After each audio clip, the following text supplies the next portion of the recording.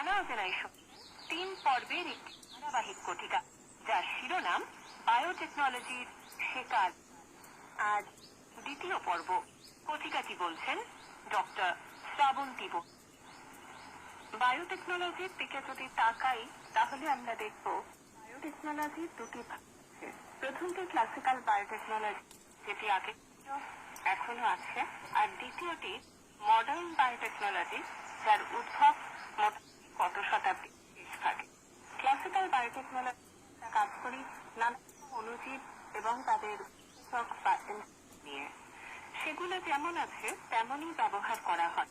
যে অণুজীবগুলো ব্যবহার করা হয় তাদের জিন নিয়ে কোনো কাজেরা করা হয়, আর বায়োটেকনোলজি ওইসব অণুজীবের জিনের গঠন পাল্টানো হয় এবং তাদের দিয়ে তৈরি করানো হয় মানুষের প্রয়োজনীয় জিনিসপত্র।